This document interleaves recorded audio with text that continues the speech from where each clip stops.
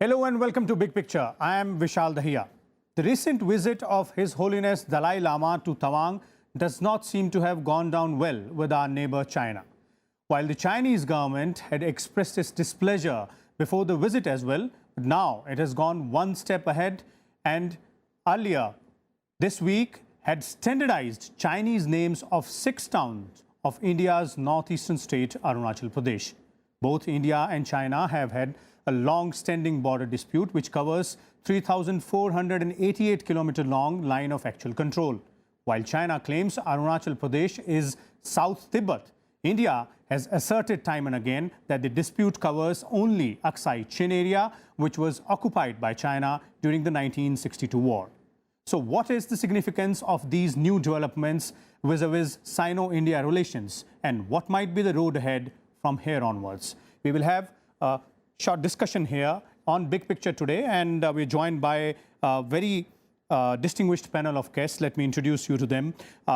Let's begin with retired Major General S.P. Sinha. Is a defense expert. Then we also have Professor Sanjay Bhardwaj from JNU, who is known to be an expert on China and South Asia policy. Then we have Mr. Suresh K. Goel, former IFS, somebody who has served in missions in China, Singapore, Egypt as well.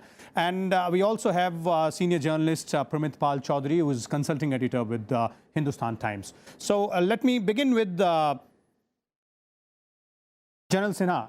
General Sahab, what do you make of this new stand which has been taken by China by standardizing 6 names of Arunachal, sort of, sending a signal, rather renaming them, and these signals or the statements which are coming in indicate that these are not the only towns.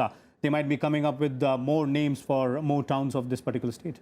At the outset, I would like to mention that historically, legally, morally, geographically, the action of China is totally illegal. Until 1912, the border of Tibet with China was never defined. In 1914, in Shimla Agreement, there was a representative from CINIC, that means China, ROC, Republic of China, and representative of INDIC, British India. And in this meeting, it was decided, and the Tibet rep signed the proceedings, but the Chinese rep did not sign the proceedings. And he said that he'll go back to the government and consult and come back. Now, China takes a cue from this inability of its rep to sign the agreement, and China says that Arunachal Pradesh is part of China. Now, when the second aspect I am saying that 1892 map of China shows Arunachal Pradesh as part of India. The international maps show Arunachal Pradesh as map of India. Then you have, geographically, if you consider, Tibet is the border between China and India. That's General Sahab, let me butt in here. That's the history as far as Indo-China border dispute is concerned, and that is obviously pretty much complex. There are claims and counterclaims from both sides. But if we look at this present situation, let me bring in Professor Bhardwaj here. Professor, what is the significance of this particular recent step which has been taken by the Chinese authorities? Is this sort of a way to provoke India, or is this a retaliation, simple retaliation to Dalai Lama's visit to Arunachal Pradesh, and this might be considered as those one-off incidents? See, I think the first thing that I think this is a step towards reaffirming the Chinese claim on Arunachal Pradesh. In fact, they are used to say that it's South Tibet, and from the 1962 onward, they are talking that, and they are basically advancing the principles and theory of palm and finger, and there they are claiming some parts of Bhutan, some parts of India, and Aksai Chin, and all that. So I think that China is reaffirming its claim over South Tibet. This could be a one what we are guessing, in fact, but it is coming from their statement that there is nothing, that this is a process towards the standardization, and this is the process towards the census that we are taking, and this is the first step, and then we are going the second. So it doesn't sound that they are actually, this is a part of reaction of Dalai Lama's visit to Arunachal Pradesh. But I'm certainly, I will reassert on that point that China is uncomfortable. The time when Dalai Lama was visiting in Arunachal Pradesh, they were giving not only statements, but they were giving warning to India that not to encourage such kind of things. What I feel, in fact, the Chinese are very desperate and very uncomfortable in recent past with India's different stand. Has that discomfort gone beyond the threshold level? Goel sahab, has that gone beyond the threshold level? You have been in the Indian mission in China. You've served there. You're a former IFS. Has the discomfort level gone beyond that threshold level? That's why these reactions which are coming in. Let us look at it this way.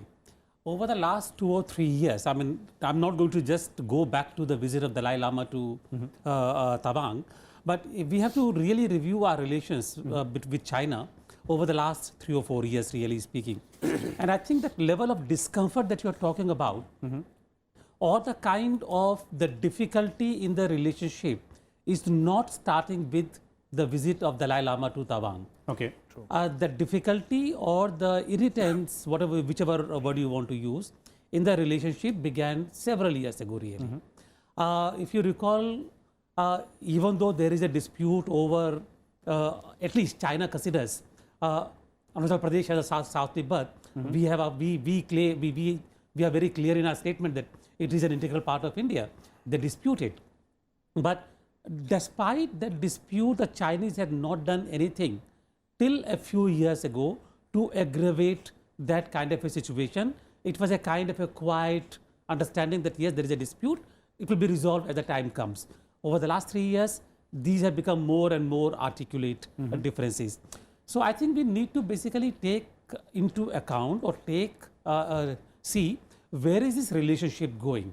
In that relationship, Dalai Lama episode is only one episode. It's just one of them. That's what you're saying. Therefore, we should not really just limit ourselves to Dalai Lama or Tawang. We should look at the whole gamut of whole picture. We'll go back to that. Let me bring in Mr. Chaudhuri here. Mr. Chaudhuri, do you agree that the Dalai Lama episode is just one of those episodes, and it's not the end all of the dispute between India and China, the present status rather? Well, it's definitely not the be and end all of the relationship. The relationship is much larger, and the broader geopolitical dispute between India and China, which is basically that China's belief that they must be accepted as the dominant power in Asia, which is something India obviously does not subscribe to, will remain there. But that doesn't necessarily result in extreme hostility. But within that broader parameter, on that foundation, we have ups and downs in the relationship. And I think 2 key points that have changed in the past few years in the relationship is one, China's decision to build the China-Pakistan economic corridor and effectively both stabilize what they believe will be stabilizing the Pakistan economy, but essentially filling a gap that is being left by the United States as it's pulling out. Second, has been the question of the Dalai Lama's succession. This is very important to China. The Dalai Lama has a much larger than life profile globally, and in many ways he is the single most important dissident against China the world has today. But he is now 82, and we assume he cannot live forever. And he himself accepts this and has begun the process of preparing the grounds for a successor who will probably be chosen inside Indian territory and probably chosen as a full-grown adult rather than as a child. China, on the other hand, has now begun the process of obviously creating its own Dalai Lama. So when the present one dies, there will effectively be 2 Dalai Lamas. And China will use all of its diplomatic power and economic power to ensure that the world accepts its Dalai Lama and not the other. So I'll give you an example. When Dalai Lama recently went to Mongolia, what did he do? He got the local Mongolian Buddhist leadership to declare for him. They said whoever he chooses is the next Dalai Lama. China imposed an enormous economic blockade on Mongolia as a consequence and nearly brought its economy to its knees. So what we're seeing is not just the issue of China's Indian irritation over things like the Nuclear Suppliers Group membership, the China-Pakistan Economic Corridor, but it's also by Dalai Lama going to Tawang, it's also about him preparing the grounds for the succession that's coming, and China's determination to ensure that that does not take place, or it takes place in a manner that supports Chinese policy. So ultimately what you're saying is that it is not actually, the sole reason behind this reaction might not be actually Dalai Lama's recent visit to Tawang, but at the core of it obviously lies China's discomfort with Dalai Lama and their future plans to deal with that. Let me bring in, Sinha, this brings us to one very important aspect out here. As far as Indo-China relations are concerned, then if it's not only about Dalai Lama, or even if it is about Dalai Lama himself, the one major aspect is the kind of relations India has with China, both in terms of trade, then in terms of foreign relations, also in terms of the border dispute, and the very fact that, let's face it, China does possess the power to embrace us militarily as well. Two things. We have to appreciate China's perception of its status as a world power. In that direction, China sees India as a potential threat. Okay. And therefore, it is hell-bent upon checkmating India at every stage, be it membership of NSG, be it Masood Azhar case, and every time against terrorism in India moves in a positive direction, China blocks it. Every time you see anything which is likely to give some advantage to India, China blocks it. And why? Because China wants to ensure that India does not become an Asian power to challenge its might at the world level. That's one. Second thing I want to say, that economic trade between China and India is in China's favor at present. If we talk of military might, we have for long neglected Arunachal Pradesh. We had Second World War airports, which we did not put it in operational condition. Now the fighter aircrafts are leading. There are 6 ALGs which are being made operative, and on one of the ALGs, advanced landing ground, one fighter aircraft, a particular category of fighter aircraft has landed. Until unless you improve infrastructure, until unless you reduce the build-up time of military and advancement towards border, you will not be able to cause strain in the mind of China. And third important thing which I wanted to say historically, after 1962 war, China withdrew north of McMahon line, withdrew from Tawang. China was a victor. China was a winner. Why did it withdraw? Indirectly, China has accepted at that time in 1962 that India has sovereign rights of Arunachal Pradesh. So this is a very important, which has to be an important factor, which has to be appreciated. Let me bring in Mr. Goel, the points raised by General Saab, specifically with respect to the military strategy or the military angle of it. He's saying that the time for the build-up has to be reduced, and we have to pay more attention towards the development of infrastructure in the state of Arunachal Pradesh. How do you look at this particular aspect? Also, with given fact that the Chinese side is expanding itself. It is coming up with a naval base, or rather has already come up with a naval base in Djibouti. It's coming up with a port in Pakistan. So is and trying to influence, increase its influence in the sea corridor. So is that something which is which should be rather a cause of great concern for India? I think you have answered your own question. Of course, lack of infrastructure in the border areas, which would limit the mobility and the logistical deployment of our own forces, should be a matter of great concern to any country which is trying to protect its sovereign rights in the territory. So it's a matter of concern. What you are stating, or what General Sinha said, is that despite the debacle of 1962 and despite the almost constant emphasis on the need to develop border infrastructure to be able to take care or to be able to protect our areas properly, several successive governments for various regions have not managed to do it. Okay. Today, if we want to really come up to a level when we can provide suitable or appropriate deployment support to our forces in the area is going to be not a matter of 1 year or 2 years, some decades. So it is a matter of concern. Mr. The point really here is that when we are in the state when our deployment could be in question, what are the courses of option or what are the options available to us? Do we need to take further measures to provoke, or do we need to contain, or do we need to basically deal with the situation? So which way from here? Absolutely. That's what the point which I want to put to Professor Bhardwaj here. Which way from here? Is this going to rather, should it rather force us to go ahead and adopt more preemptive measures, or we should think of some alternative ways to go ahead and tackle China? Let me put one thing. See, China has border disputes with all the neighboring countries, and now China is asserting in South China, in India, everywhere. China is very ambitious about their One Belt, One Road project, and there it comes the China-Pakistan economic corridor, and it comes to the new Silk Road and all those projects.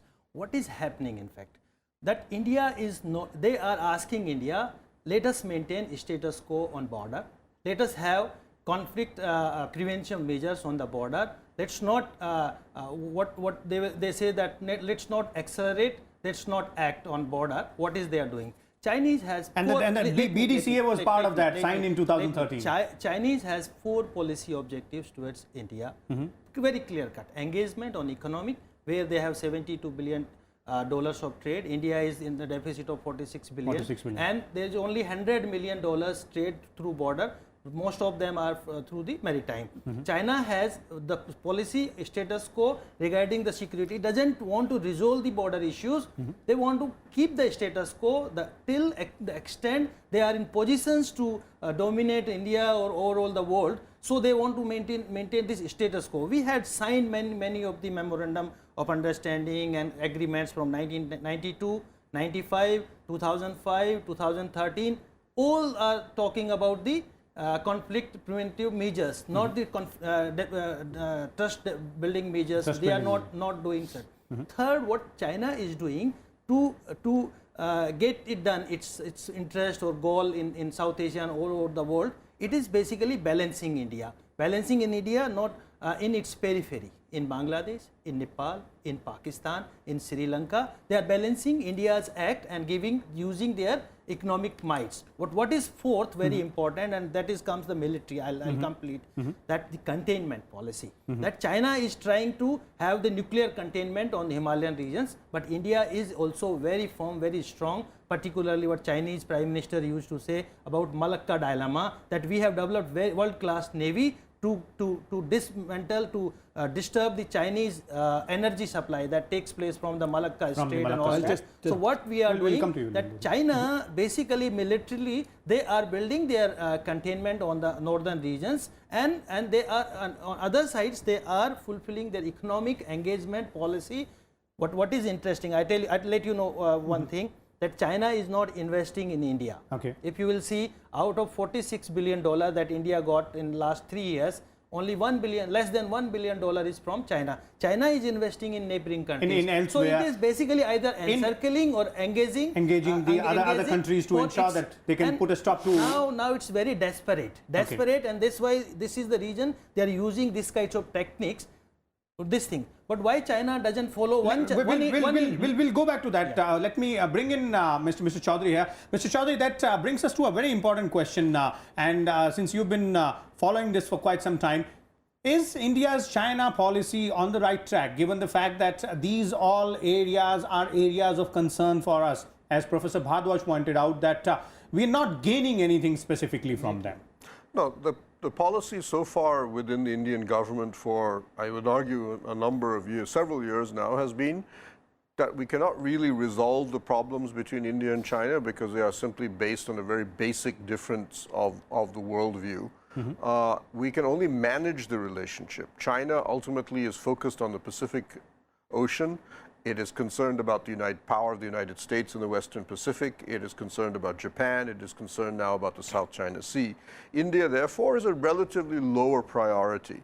So therefore, the game was for us to really just focus on ensuring that the relationship doesn't get out of hand. So ensuring that we maintain the status quo and doesn't get out of hand. But the problem... General, I'll come back to you, Mr. Chaudhuri. Status quo is not the One right very word. important point out here is that if that's the scenario, if that's the case, then there is no scope left for us to go ahead and take preemptive measures unless we go ahead and change the policy, change our China policy.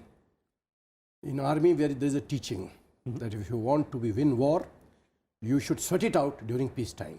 That means you should be prepared for war every time. China has deployed 12 Air Force squadrons in Tibet. And our logistic infrastructure, build-up capability is not of satisfactory condition as of date. Now, another thing I want to tell you, in international fora, until unless you bargain, you maneuver from position of strength, the other country will take you for a ride and untwist you in the manner it wants to. And therefore, it should be our endeavor and it should be our strategy to talk to China or to show path to China from a position of strength. And for that, military strength is very important, economic strength is very important. Let me bring in Mr. Goel here. Do you agree to what General Saab is saying? It is very important for us to be talking from a position of strength, not just ensuring that it doesn't go out of hand, the situation doesn't go out of hand. Well, as a matter of strategy, what he has said, and he's a military man, therefore he knows what strategy should be. There is hardly anything that I can Can this be dispute. translated into foreign policy? That exactly is the issue really. How do we build up that position of strength?